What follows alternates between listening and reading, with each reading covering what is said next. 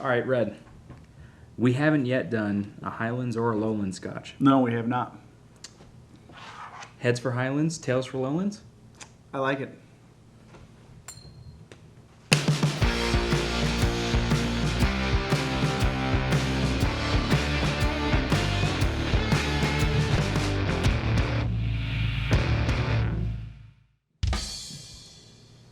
Heads for Highlands. Highlands. Welcome back to Worth a All Dream. right. I'm Grim. And I'm Red, and we are going to be looking at the Dalmore 12. I was excited for both of them. Yeah, I was too. We'll just do that one next time. Yep. We haven't done a slogan yet. Go ahead, give us a slogan. So, this is your home of whiskey reviews, high opinions, and low jokes. I get it, like Highlands and Lowlands. Highlands and Lowlands. Like our cold open. All Yes. Right. Speaking of Highlands, we're doing our first Highland Scotch. That's true. I'm very excited. The Dalmore. The Dalmore 12. Dalmore or Dalmore? Dalmore. I've been saying Dalmore. It should be Dalmore. Dalmore. Did I say Dalmore? I don't know. Maybe we shouldn't do the high proof bourbons before we do a second episode. Probably not. So we did warn you guys last week that this episode might be a little kind of touch and go. Yeah. This will be a fun episode to do. Yep. So the Dalmore Distillery is located on the north of Inverness, along the Cromarty Firth estuary. That sounds weird. I'm probably saying, hold on. The distillery is located on the north of Inverness. It's so along much work. the Cromarty Firth estuary. We're getting right back into the Braveheart We references. really are. Anyway, geography lesson for those of you interested. An estuary is a partially enclosed coastal body of water consisting mostly of brackish water, so a mix of fresh and salt, with At least one river. one or more rivers flowing into it Yes. with a connection to the sea. Yes. I feel like every time we talk about Scotch, there's some geography lesson that goes along with it. Yeah, I also like to point out that your handwriting is a goddamn mess. Again, we shouldn't do the high proof bourbons as the first episode of the night. Agreed. Oh, man. So, the Dalmore. Founded by Alexander Matheson in 1839. It was then taken bought by the descendants of the Mackenzie clan in 1867. So, important to note that the Mackenzie clan... I wasn't expecting you to go Vanna White. So the royal stag on the front of the Dalmore bottle is actually taken from the crest of the Mackenzie clan, dating back as far as 1263. I think it was from when Colin of Kintail... It's Colin of Kintail. Colin of Kintail. He was the chief of the Mackenzie clan. Sorry. I can't do it without laughing. Have we apologized for offending any Scots that end up watching this sometime in the future? My deepest apologies. Anyway, so Colin of Kintail ended That was up more Irish. rescuing King Alex III from a charging stag, and that's how they ended up adopting that symbol for their crest. And it's pretty cool, actually. The Dalmore, actually, one of their... I feel like I'm saying actually a lot. That might be the first time. The Dalmore has a expression called King Alexander III as well. Yes. Which is kind of an homage back to that history. The Dalmore Distillery has a long history. We moved 1867. The Mackenzie clan actually sold it in the 1960s. I think, 1960s. But, in between that time, World War II happened. The distillery was actually really badly damaged. The warehouse was destroyed in German bombing raids because it was a shipbuilding yard by Inverness that was, of strategic importance. And so, even though they closed down for World War II, they still got damaged and destroyed. So they've had to rebuild after that. That's just, a cool bit of history. I think. Yeah. It's pretty cool. That's what I'm trying to say. Yeah, no, I agree. Yeah. It was Colin of Kintail. The chief of the Mackenzie clan. we can nix that, I think. Are you sure? Smoky Cologne. This is not a smoky Scotch, but Smoky Cologne is going to be making many appearances tonight. We've heard it's not a smoky Scotch, but I mean, yes, tastes are subjective, so we'll get into it. It is. I realized I started opening this without without like any. As you were. We're waiting for you to open it. Ooh, all right. That was cute. Yeah. The Dalmore 12-year is aged 9 years in ex-American bourbon casks. After that point, the batch is actually split, and half of it goes to ex-Olorosa sherry casks. So it's actually part of a 100-year partnership with Gonzalez Baez Sherry House to use 30-year-old ex-sherry casks in that particular, like that half of the mix. Yeah. Which should lend to the chocolatey and orange notes that we'll hopefully notice in the pour. Was that a deep pour? That seems like a deep pour. It's all right. I'm gonna catch up. Go ahead, level it off. Catch up a little bit. Have we ever? I think we should probably take a moment to thank our wives for taking care of us after Yes. these episodes are done filming. Yes. Just everything in general. I want to thank my wife and Grim's wife for. Like to thank the Academy. Like to thank the Academy for that as well. Yes. Could not be here without the wives. It's true. Definitely appreciate that. But no, it's cool that, you know, half of it, after 9 years being in ex-bourbon casks, half of it's filtered out, and it ages as 3 years in sherry casks. And then at the end of that, they mix it all back together again and say, Yeah. hey, let's drink this shiz. Did we touch on it? 100% malted barley? We didn't, but you're right. I think it's 40%. It's got to say on here somewhere. Most likely on the front. I didn't see it. Oh wow, that's a very clean label on the front. Oh, right there at the top. 40% alcohol by volume, so 80 proof. Yeah, 80 proof. I don't know if anybody hasn't figured it out, but proof is twice the alcohol content. So like 90 proof would be 45%. I think we're all adults. I think you figured that out when you were 19 and you shouldn't have been drinking. I mean, I am technically an adult. I'm gonna smell this now. By legal definition. Ooh, that's the most interesting thing I've smelled in a long time. All right, so I take it back. It was something that we tried recently where I said it's almost musky after resting. Yes. I take it back because that is a musky Scotch. Wow. Am I wrong? No, that's just incredibly interesting. Yeah. I just get so there's citrus in there for sure. A little bit. Like it's like, and I don't even want to say. I know the research we did said orange. I don't know if I get orange in particular, just a generic citrus. Yeah, I'd say so. I mean, I feel like Wow. all varieties of orange are much sweeter. I'd say this is almost kind of like a grapefruit citrus, and it's very, very subtle. Like I really have to look for it to get it because there is a muskiness to this that. I wonder if that's the chocolate notes that's coming through as muskiness. No, it's something. No? Like dark chocolate. No, I can't place that. But no, I'm definitely getting citrus, and it might just be a combination of the oak and the sherry that's coming through like that. It could be. That is really, really interesting. Citrus, there's some spiciness in there, and I mean like opening your spice cabinet spiciness. I don't mean like heat. Yeah, I got you. Can we get one of the wives to kind of lend us a nose here?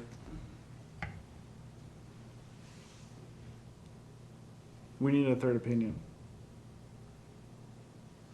It smells like Scotch. Does it Smells really? like Scotch. No, I don't. A little Nick, come on citrusy, up. but All right, fourth nose. citrus. Oh, We're trying to get a handle on what we're smelling.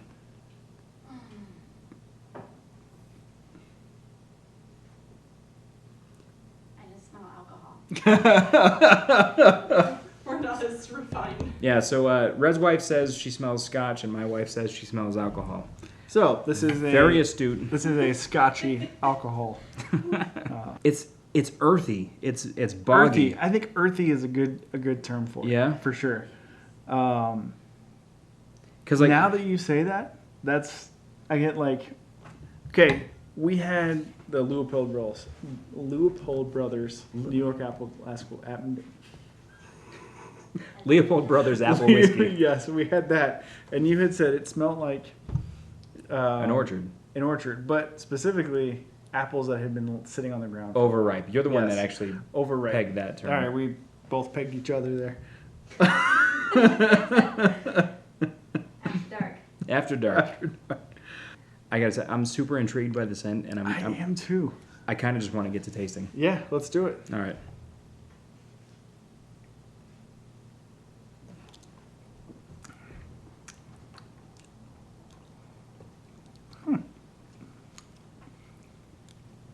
That is a really well-rounded flavor. Yeah. Orange marmalade. Yes, or like an apricot. So Yeah, not apricot. kind of Yeah. a little bitter maybe. Yeah. But yeah, that marmalade kind of. I think marmalade is the right term because that usually incorporates the rinds and it does have that kind of like more bitter flavor. That is interesting. Very, very smooth. Yeah. You're right. It certainly has a very interesting flavor. Um, Well, I think so. I'm looking at the color here, and I do want to specify that this is actually heavily colored yeah. with what is it, E150? Mm-hmm. Yeah. So this is actually. I mean, it's got so much of it. It's practically dyed. Such an interesting flavor, and that is worlds apart from the Speyside and the islands Yeah. that we've tried so far. Very different. Orange or just marmalade and citrus marmalade. I'll say that. Maybe a little bit of vanilla. A little bit. There's a just very just a tiny touch. candy A sweetness. touch. Yeah. But no, and I was expecting maybe a little bit more of that oakiness or a little bit more. That's really subtle though. Balvenie. How you can taste the Doublewood. Yeah. How you can taste the sherry cask Mm-hmm. on there. I don't feel like that's the same here. Or maybe that marmalade flavor is the sherry cask coming through. But the Balvenie has almost a astringent dryness to it. You know, it's that this interesting doesn't too. have. So if you remember, the Sexton Irish whiskey is also aged in the same Olorosa sherry casks. Yeah. Or not, maybe Well, not not- the same not these company, but ones. Yeah. the same variety of sherry. And it's wildly different flavors. Yeah. I mean, obviously, there's going to be a difference between like an Irish whiskey and a Highlands Scotch, but that's a tough flavor profile to peg. I mean it's and it's different. I think it's different than anything else we've tasted so far on the channel. Absolutely. I think this is so we keep kind of leaning on this muskiness and this earthiness, but it is the strongest nutty flavor that we've had Yeah. so far, And not a legume. not a legume or a butter. So the finish, I think that bitterness comes through a little bit more on the finish. It's still very, very short though. Yeah, but it's a short finish. So you were right earlier when you said that there shouldn't be like a whole lot of peat or smoke. Yeah. And I think that's what that peat smoke is what adds to the longevity of a Scotch finish. Yeah. And that's you notice how absent that is. Yeah, it's a fairly short finish. Shorter than even some of the bourbons that we've had. Oh, yep. It just kind of fades out. I mean, so first impressions, if I'm firing from the hip here, I don't think this would be a Scotch that I would come back to. And it's just because this one the flavor kind of stands out. It's a little It's so unique yes. from anything that we've tried here. Yep. And this isn't something that I would. If I were with other Scotch drinkers, I would say you have to try this one. But Yeah. if I were trying to introduce somebody to Scotch, this is not one. I almost want to. This makes me want to jump into Highlands though. Like Yes. go get another bottle of a Highlands Yes. Scotch and see how this compares to. Yeah. Anyway, let's go ahead and take a commercial break, and we'll come back to these after they've rested for a little bit. So Yeah. I probably shouldn't bring out the phone yet. Probably because I'm just going to catch you with it again. So stay tuned. All aboard. Welcome back from that weird cut. 10 minutes again? Yeah, about 10 minutes. 10 here. minutes? It's actually kind of temperate back here. It's not, I mean, it's been mid 90s lately, but low 90s even. I am feeling the 2 glasses of 126 proof bourbon and 1 glass of 80 proof Scotch right Yeah. now. I may not be able to keep a single train of thought. At for least the we second didn't half have of to this. re-record True. the whole second half. Oh, what was that? Weller's? Weller's, yeah. Oh, it was like 20 minutes. I don't know if we ever admitted to that on camera, but we did actually. We recorded the whole second half of the Weller's episode without Yes. the microphone plugged in, and had to pour more and then do it again. We did, because I had the splash screen that says Yes. due to a technicality. Yeah, and Yeah. I'm pretty sure I was dying by the. I don't think I finished that episode. No, I mean that admittedly got a little sloppy. Yeah, this is going to get very similarly sloppy after dark. You know, I mentioned last week, 20 minutes ago, that that's the first time that in a first episode that I've really actually felt what I was drinking. Yeah, I mean, I wasn't wrong then, and I'm still feeling it yeah. now. Check out last week's episode, Booker's. That's right. You've been doing the I have things in been. the corner right there. I have been. Yeah, I like that. Oh, I just realized I'm sniffing the glass already. So this has been sitting for 15 minutes now. Yeah, I think I'd say right about. our typical time travel. So I'd say, you know, if anything, like it feels a little less, it smells a little less sharp, but that muskiness, that earthiness is It's still there. Yep. I don't notice much difference in sitting. I gotta tell you, I've never been anywhere near a peat bog, Yeah. but if I had to guess, as an American who's never left American soil, what a peat bog would smell like that. I have left American soil, but I've never been near a peat bog. You got kidnapped in Korea, didn't you? No, my brother did. Oh, your brother. Okay. Yeah. He was given back. Yeah. He just took him to the arcade. That's all it was. All right. Like it wasn't like kidnapped. It was like, hey, American kid, come to the arcade. Well, gingers are good luck in Korea, aren't Yes. they? Yeah. Yes. They rub your head as you walk by. Yeah. Never mind. I don't smell much of a difference. That earthiness is still there. A little bit of Yeah. citrus, a little bit of sweetness. Sweetness in general, I think it's earthiness and sweetness Yeah. for me. That's really, and it's kind of a nondescript sweetness. Yeah. Like it's just, you know, it's kind of like, you know, like toasted brown sugar and cinnamon, like just has the kind of that sweet air. That's really all it is. Like it's nothing. I'm not gonna lie. Groom was talking, and I was watching his mouth move, but I was not processing the words. I'm gonna drink this now. Yeah, let's get into it.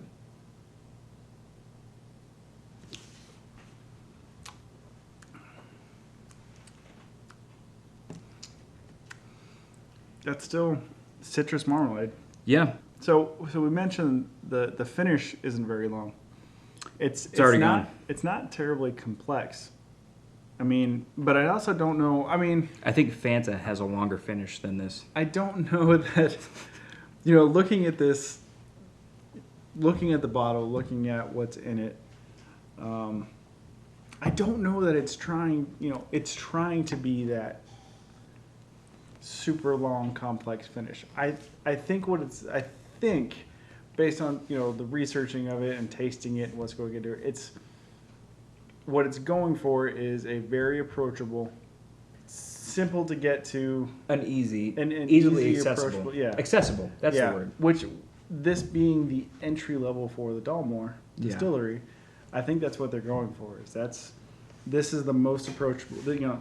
Granted, I haven't had any of those of the Dalmore.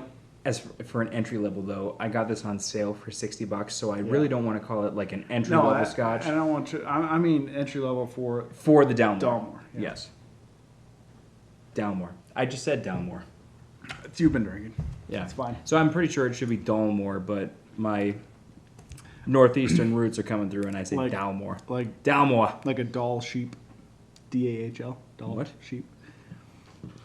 So there's a sheep you can hunt in Alaska, that DAHL, and they're named after a famous explorer and naturalist, Oh, okay. Dal. He discovered the sheep. That always struck me as kind of funny. Like if you're a naturalist and explorer back in the day, you can go explore and be like, hey, that's a sheep. You know what? That's the Dal sheep. I'm gonna name it after myself. It's just, you know what I mean? Like, Yep. that's the Mackenzie stag. Like, you know what I mean? Yep. Like, that sheep had a name before the explorer came around. Man, we should discover a new species. We should. That's the worthadram trout right there. It is. Pretty sure I am seeing Worthadram desert shrimp. Yes, I like that. They're mesquite smoked. It's true. So it tastes like somebody ground up Mr. Planters, mixed them with some orange. No? Yeah, yeah. But it's still that musky, earthy flavor. Like it completely escapes me. And like 2 weeks from now, I'll probably be able to tell you. You'll have to voice over and do an edit. Yeah. The finish is still short. I still get that little bit of dark chocolate bitterness at the end. Final thoughts? Like, it in itself is a good experience. It is. I think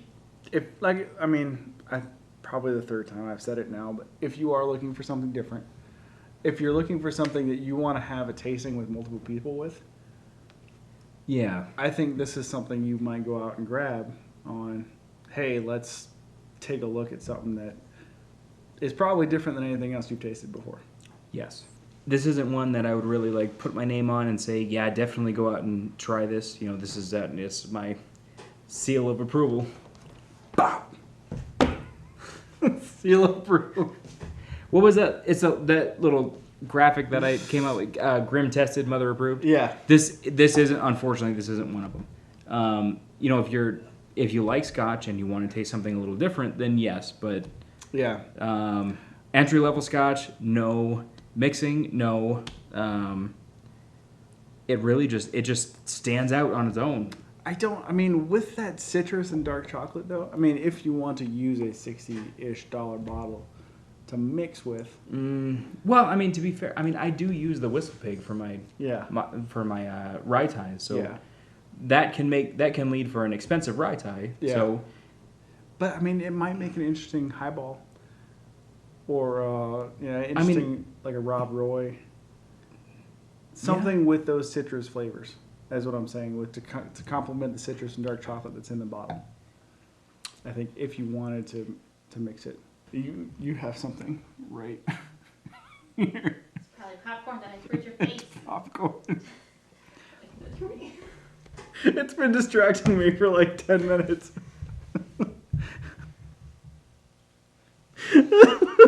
all right. Yeah, you do. Moving on. Final thoughts. Ooh, we double teamed that. We did. I should have done the fanfare. You want to try it again? We can do it at the same time. All right, let's do it. Yeah. That was good. That was terrible. So good. That was so good. That was terrible. Comment down below if you want to see more of what you just saw. Suck it up, Buttercup. So if you haven't already, please. You're not going to be able to cut that. Like, suck it up, Buttercup. Hey, like us and subscribe. I was on a roll. Why would you interrupt me? Anyway, so if you haven't already, please like and subscribe here on YouTube. Leave a comment for whatever Red told you to comment on. Just check us out on Facebook and Instagram. Just tell me that you like me. We just need your approval. That's all.